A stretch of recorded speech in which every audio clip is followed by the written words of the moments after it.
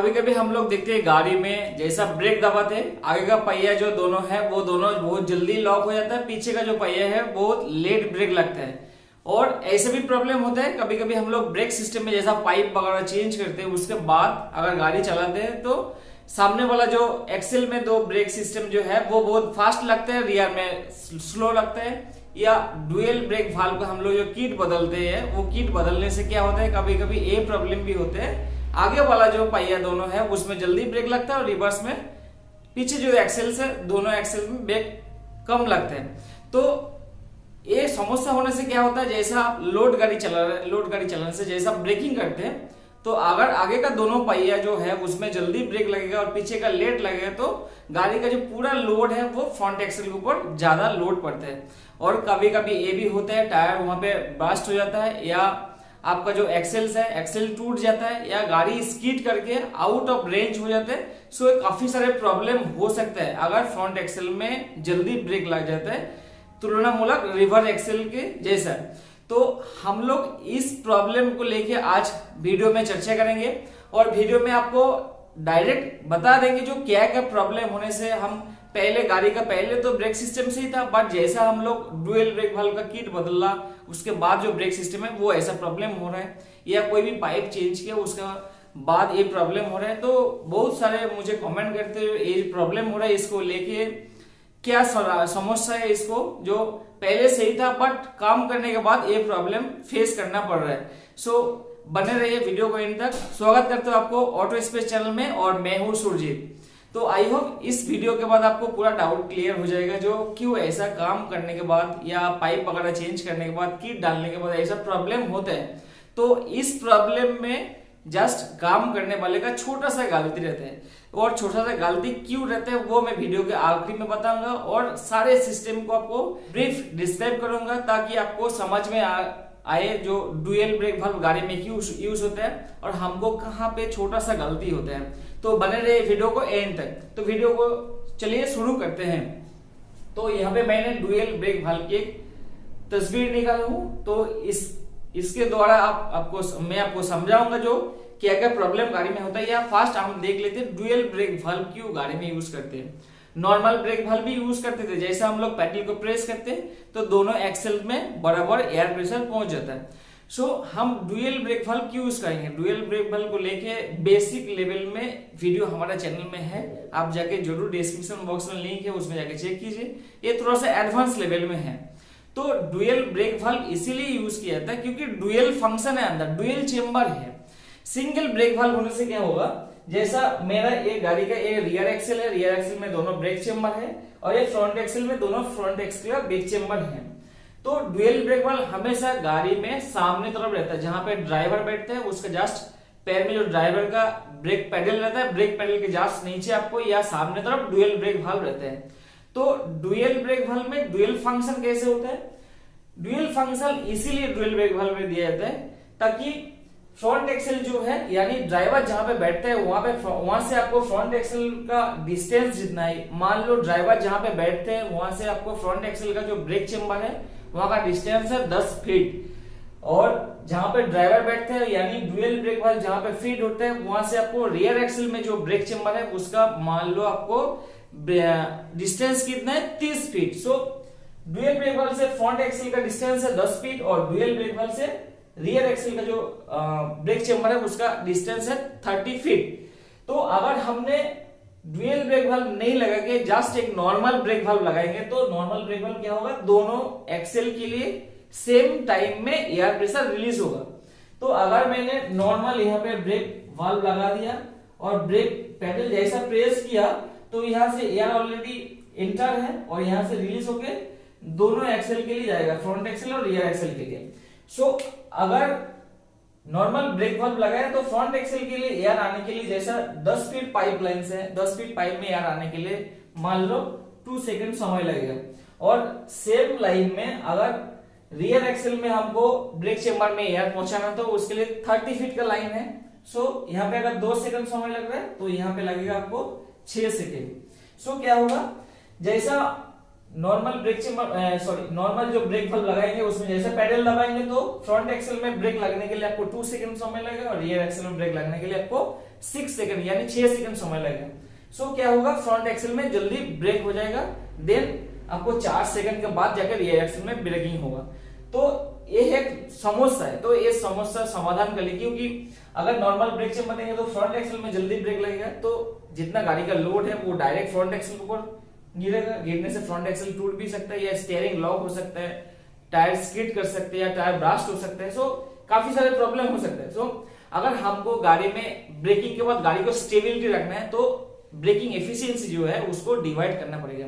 तो breaking efficiency divide करने के लिए हम क्या करते हैं, यहाँ पे डुअल ब्रेक वाल्व लगाया है। तो डुअल ब्रेक वाल्व में क्या होता है, हमको ब्रेकिंग जो एफिशिएंसी है वो हम लोग डिवाइड कर पाते हैं डुअल ब्रेक वाल्व सिस्टम में। तो ब्रेकिंग एफिशिएंसी क्या रखना है, ब्रेकिंग एफिशिएंसी ऐसे रखना है क्योंकि रियर एक्सेल में जो लोड कैपेसिटी रहता है वो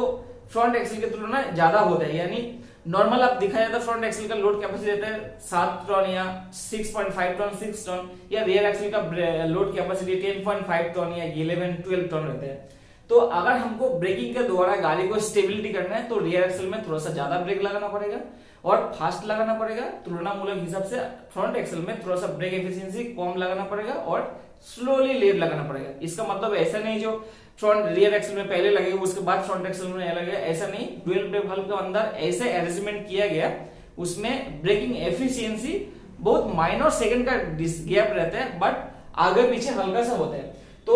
डुअल ब्रेक वाल्व के अंदर इसीलिए ब्रेकिंग एफिशिएंसी सेट करने के लिए, यानी रिवर एक्सेल में जो ब्रेक एफिशिएंसी रहता है वो है 55%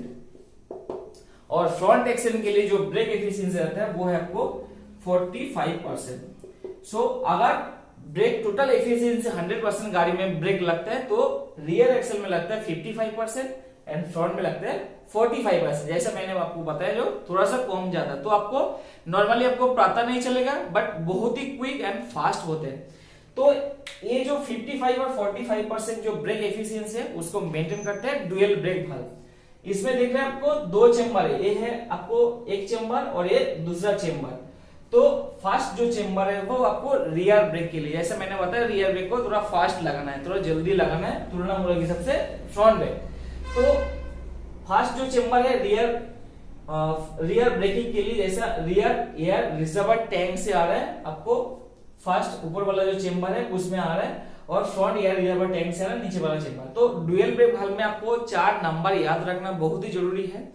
तो 4 नंबर ये है कि 11, 12, तो 11 और 12 जो है वो है एयर इन होता है वहां पे, और 21 और 22 जो है वो एयर आउट होता है सिस्टम में ब्रेक लगाने के लिए। तो आपको सिंपली याद रखने के लिए मैं एक टिप्स बताया था पहले, वो है जिस एयर लाइन में आपको 1 से नंबर स्टार्ट होगा तो वो इन लाइन है हमेशा। जैसा डुअल ब्रेक वाल्व में रहता है 11, 12, यानी 11 का फर्स्ट पहला नंबर 1 है, तो ये आपको लाइन में ये जो मैं आपको पार्ट से इसमें इन हो रहा है, 11 और 12 इन हो रहा है। अगर आपको पोर्ट नंबर 2 से चालू होगा तो वो आउट है, यानी 21 जो है वो आउट है, और 22 जो है उसका पहला नंबर 2 तो वो आउट लाइन है, यानी ये जो पार्ट से इसमें से रिलीज हो रहा है यार। तो 1 नंबर रहेगा तो इंटर, और 2 नंबर रहेगा तो पहला नंबर वो है आउट। जैसा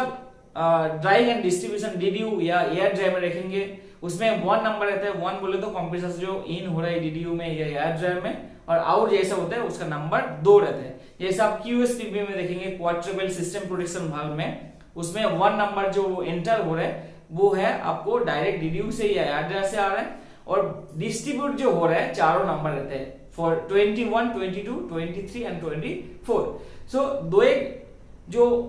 हमारा पास कंपोनेंट है एयर ब्रेक सिस्टम में, उसमें जस्ट एक एग्जाम्पल के लिए अलग अलग रहता है, कभी कभी 11 में आउट होते हैं, बट मैक्सिमम केस में नंबर 1 रहेगा तो इन और नंबर 2 रहेगा तो आउट। सो पॉइंट में आते हैं, तो डुअल ब्रेक वाल्व में जहां पे एयर रिजर्वर जो टैंक से आ रहा है वो 11 नंबर में आता है, और 21 नंबर से आउट होकर ब्लू लाइन जा रहा है आपको रियर एक्सेल के लिए, और देन 12 नंबर जो है वो फ्रंट एयर रिजर्वर टैंक से आ रहा है, और वो रिलीज होकर 22 से जा रहा है फ्रंट एक्सेल में जो ब्रेक चेंबर है उसमें जा रहा है। तो जैसा हमने यहाँ पे ब्रेक पेडल दबाया, यानी गाड़ी को रोकने के लिए ब्रेक पेडल को दबाया, दबाने के बाद क्या होता है फास्ट जो लिंकेज आपको फास्ट इस पिस्टन को ऊपर वाले जो पिस्टन से उसको नीचे तरफ हल्का पुश करते हैं। जैसा पिस्टन नीचे तरफ ऐसे मूव पुश हो गया तो यहाँ से एयर हमेशा मौजूद है, ये एयर 11 नंबर से एयर आपको 21 नंबर में आएगा, आके डायरेक्ट आपको रियर चेम्बर है उसमें जाएगा और थोड़ा सा जस्ट फ्यू ऑफ सेकेंड के बाद यहाँ से जो बीच में भी लिंकेज रहता है। तो जैसे पिस्टन मूव हो गया नीचे तरफ, जैसा ब्रेक पेडल दबाने से पिस्टन नीचे तरफ मूव हुआ तो 11 से 21 नंबर से एयर चला गया, जस्ट फ्यू सेकंड के बाद ये पिस्टन भी नीचे तरफ हल्का मूव हो जाएगा, यानी से आपको 12 से 22 नंबर में जाके फ्रंट में जो ब्रेक चेम्बर है उसमें जाके आपको ब्रेक लगाएगा। सो फ्रिक्शन ऑफ सेकंड का गैप रहता है, वो गैप इसीलिए दिया था क्योंकि ब्रेक एफिशिएंसी दोनों में बढ़ना है। तो हमको कहाँ जाके प्रॉब्लम होता है, जैसा मैंने शुरुआत में बताया जो पाइप चेंज करने के बाद या डुअल ब्रेक वाल्व लगाने के बाद भी प्रॉब्लम हो जाता है, तो वो प्रॉब्लम यहाँ पे होता है अगर आपने 22 नंबर का जो पाइप यानी फ्रंट एक्सल के लिए जो पाइप है वो 21 नंबर में लगा दिया और 21 का नंबर 22 नंबर में, सो क्या होगा दोनों इंटरचेंज होने से प्रॉब्लम यह होगी कि इसमें जल्दी एयर रहेगा तो सामने वाला एक्सेल्स में जल्दी ब्रेक लग जाएगा, तो ये प्रॉब्लम होता है। और बाकी पाइप का जो कनेक्शन से अगर आपको 4 नंबर याद नहीं रहेगा तो आप कोई भी 2 नंबर याद कीजिए, यानी 11 से 21, अगर 11 से 21 याद किया तो वो रियर एयर के लिए है, 12 से 22 याद किया तो वो फ्रंट एयर के लिए है। तो हम लोग बहुत ही छोटा सा गलती कभी कभी हो जाता है, वो होने से आपको ऐसा प्रॉब्लम बहुत सारे आते हैं और मैक्सिमम गाड़ी में एयर ब्रेक सिस्टम में एक कीट बदलने के बाद ये प्रॉब्लम आते रहते हैं। तो I hope dual brake valve के बारे में और क्या क्या प्रॉब्लम होने से यानी इसका पोर्ट का प्रॉब्लम होने से आपको क्या समस्या होता है गाड़ी में, इसके बारे में इंफॉर्मेशन मिल गया है। अगर वीडियो को अच्छा लगा तो जरूर वीडियो को लाइक करना और मैक्सिमम शेयर करके चैनल को सब्सक्राइब कर लेना और बेल आइकन को इसीलिए दबा देना क्योंकि ऐसा लेटेस्ट अपडेट आपके पास तुरंत पहुंच जाए। Thank you for watching the video.